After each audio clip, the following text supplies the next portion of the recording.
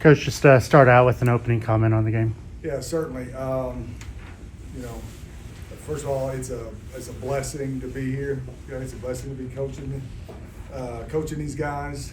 Okay, I want to thank God for that opportunity.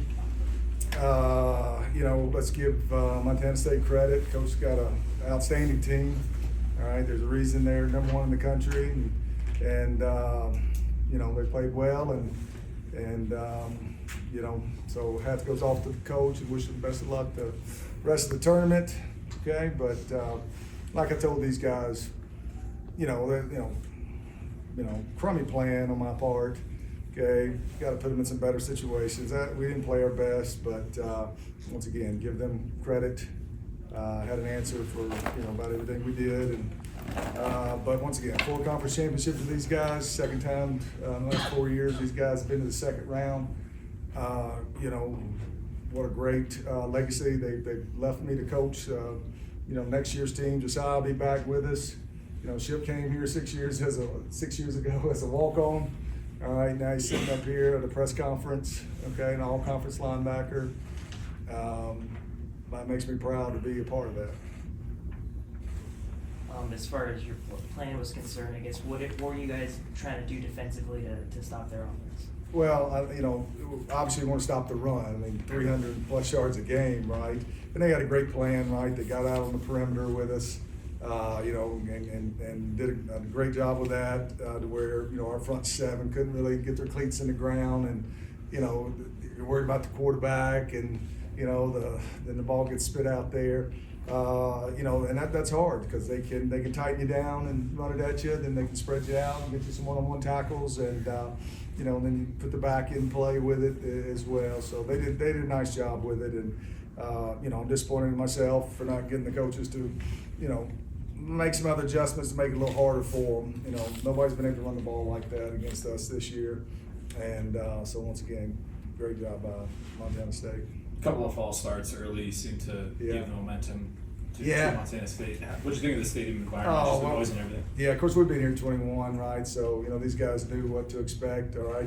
You know, we elected to go without the, you know, the silent count. You know, we thought we'd be able to handle them, and we did, you know, after that. But struggled with it early, right? They're fans. What a great atmosphere you guys have here. You know, take my hat off to them. This is, I'm glad these guys got to play in this environment, okay? So you ought to be very proud of what you've got going here.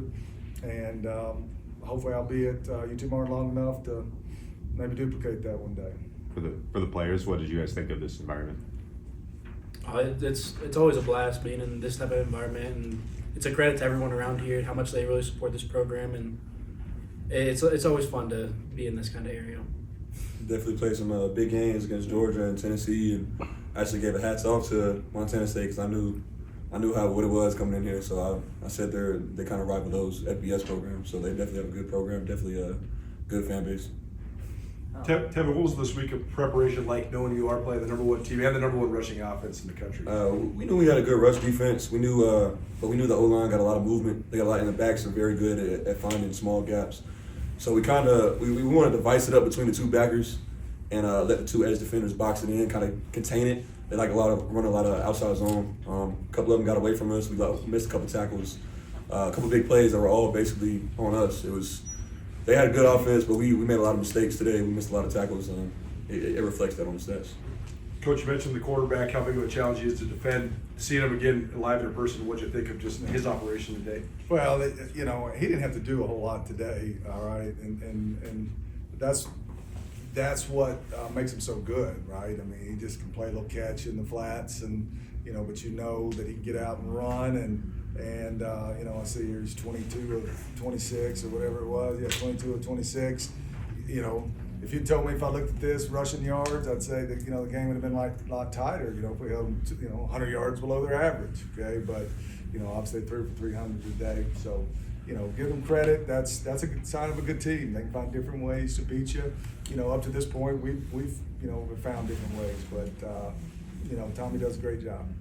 Coach, were they doing anything to stop Devontae from getting catches or looks in the Let's see, game? Rucker ended up having a few. He had 6 for 107. Tanksley, sorry, is what I. Oh, Tank. Yeah. Well, it's. I don't know if many slots have caught many balls where they play their different bracket in their zone. And then when they blitz, play one high, so middle field's closed. For that slot. So, you knew for the most part the ball was going to have to go outside. And they've got 2 good corners, but yeah, we couldn't hardly get the Tank today. And you need some double moves or coast to coast, and we just couldn't hold it long enough to be able to get it to him downfield. And then Rucker had that 78-yarder. Was there anything you saw there that was open that up? Well, you're calling on 3rd down. You're trying to get them.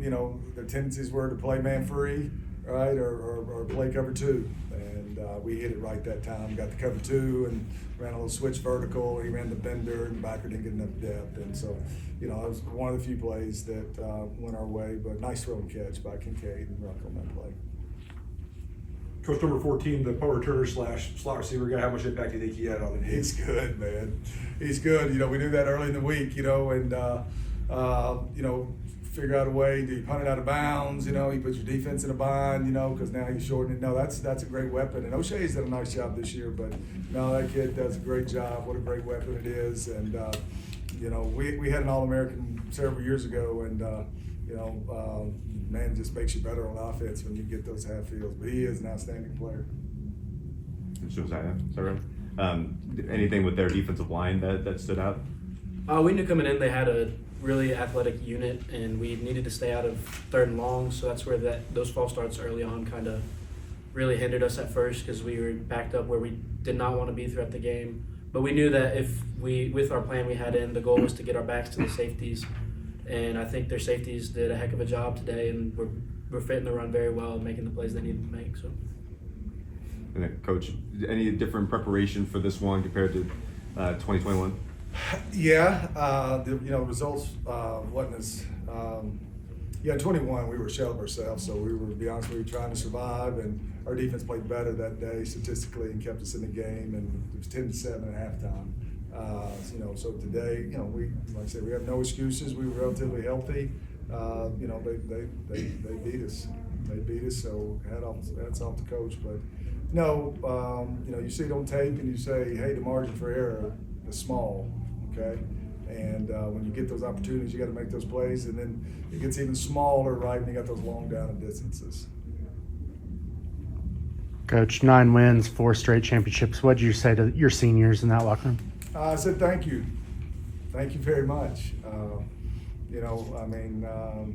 be able to, be a part of that, I'm very appreciative. I'm appreciative of these guys, their families, investment they've made to us at UT Martin. I'm very, very proud to be their coach.